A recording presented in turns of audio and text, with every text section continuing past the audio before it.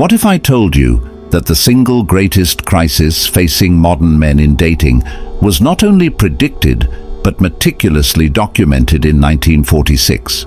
That the frustration, resentment, and quiet withdrawal of millions of men from the dating pool is not a mystery, but a replay of a buried social experiment with devastating results. A replay whose conclusions were witnessed, recorded, and then deliberately buried in dusty archives because the truth was too damning for the fragile peace of a post-war world. This isn't just about dating preferences. This is about a historical secret that explains why trust between men and women fractured. It's pinned. Now let's paint a picture, not of today, but of a world standing at dawn after unthinkable darkness. The year is 1946. The guns of World War II have fallen silent. Veterans are coming home, but not to the world they left. They are returning to a silent catastrophe. Across the United States and Europe, a phenomenon unfolded so psychologically devastating that governments scrambled to understand it.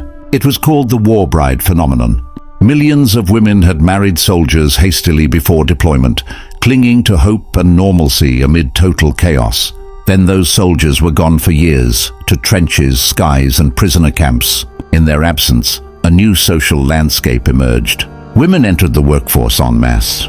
They found independence, agency, and social freedom untethered from husbands and fathers watching over them. They formed bonds with the 4F men, those deemed physically unfit for service who remained home. They lived, loved, and survived. This is not judgment. It is human reality during prolonged total war, where survival reshapes morality under relentless pressure. Now imagine you are one of those returning veterans. You are John, 24, who stormed Normandy. You've carried the ghost of a friend who died in your arms for years. Your only solace was a photo of Mary, your sweetheart, anchoring you to humanity. You arrive home not to parades but to a quiet station. You see Mary, the embrace is tight but something is off. Her eyes lack the old light. The house smells of cigarettes you don't smoke. A casual mention of Bob makes your blood run cold. You dismiss it as paranoia. You rebuild, you get a job, but intimacy is forced. Trust, once absolute, now carries a fracture. Then 6 months later, Mary breaks down. During your 3rd year overseas, when letters stopped, she believed you were dead. Everyone told her you were likely dead. In grief and loneliness, she found comfort with Bob, the factory foreman. She says it meant nothing. She never stopped loving you. But the child you've been rocking to sleep is suddenly impossible to explain. The math you avoided becomes a prison. The eyes aren't yours. The legacy you fought for is a phantom. This story is not fiction. It is a composite drawn from thousands of 1946 American soldier surveys documenting family readjustment trauma. Sociologists recorded catastrophic infidelity rates among war-separated spouses. Paternity uncertainty wasn't a fringe idea. It was a front-page crisis. Governments saw the danger. Millions of traumatized men returning with their deepest biological assurance shattered. This was a powder keg threatening social collapse. The solution wasn't to address causes, but to manage male trauma. A massive propaganda campaign promoted a new ideal, the strong, silent man who absorbs betrayal and raises another man's child without complaint. His pain was reframed as noble sacrifice, her betrayal as understandable hardship. The message was clear. Your instincts, trauma, and biology are secondary to stability. Swallow it, be a man. This was the birth of the modern beta provider archetype. The 1946 secret is this: the script forcing men to subsidize another man's legacy was a deliberate state project to clean up hypergamy during crisis. Now flash forward to today. The battlefield isn't Normandy. It's dating apps, courts, and corporate ladders. The war is status and resources. Female mating strategy hasn't changed. It's simply unrestrained. The modern single mother isn't a war bride, but she often carries the aftermath of domestic conflict involving a high-status, exciting man who exited the scene. Now she seeks security. She seeks a provider. She seeks a man like you. Stable, not reliable. Bordered, You are not approached as the first choice for romance and legacy, but as the strategic second. You are the modern returning veteran, asked to build on another man's genetic foundation. The 1946 social contract is still offered, your sacrifice for stability. But there is no greater good now, no national emergency, only you, your one life, and the data. And the data transforms this from philosophy into cold financial and emotional risk assessment. Enter the Cinderella effect, a brutal term from evolutionary psychology, supported by decades of sociological research. Studies show children living with substitute parents face dramatically higher risks of abuse, neglect, and fatal violence than those with two biological parents. The numbers are shocking, often cited as 40 to 100 times greater risk. As a man dating a single mother, you are immediately placed into this category. A substitute parent, every action scrutinized, every frustration viewed through biological and legal suspicion. Your goodwill becomes your only currency, permanently audited by her family, society, and the courts. Then comes the financial reality. Commit to her, and you commit to a system where your resources flow toward a child that is not yours. In many states, cohabitation can trigger de facto parenthood. If the relationship ends, child support may follow. A legal fact many men learn only in family court. You are building another man's legacy with your labor, time, and stress. Emotionally, you are second. The biological father, absent or destructive, holds an unbreakable primal bond. You are the manager, not the owner. Your authority can vanish with a phone call. His chaos becomes your emergency. This is the provider trap. Not theory, but lived experience. Men enter with open hearts and leave drained, resentful, and legally entangled. So why is 2025 different? Because the 1946 secret is no longer buried. Men now communicate digitally. Stories are shared. Patterns emerge. The John of 1946 has a voice. He posts about shattered paternity tests and bankrupt divorces. The strong, silent archetype is exposed for what it always was, a losing investment. Modern men aren't acting from hatred. Many feel compassion.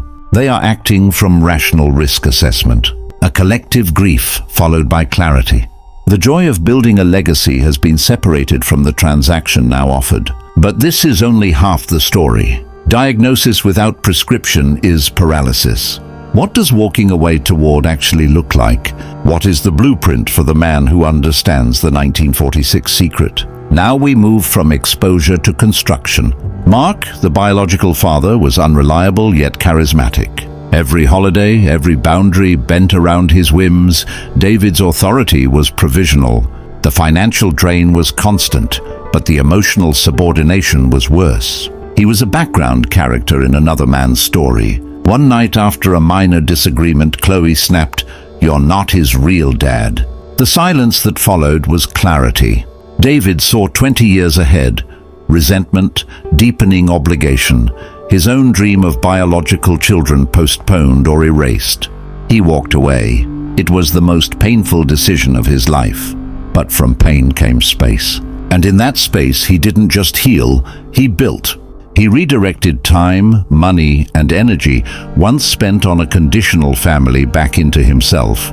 He doubled down on his career, not for promotion but to fund passion.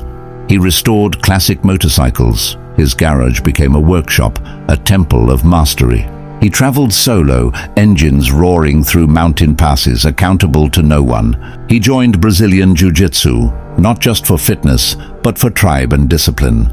He stopped seeking validation. His mission became peace and self-improvement. A year later, something shifted. Calm replaced need. Assurance replaced anxiety.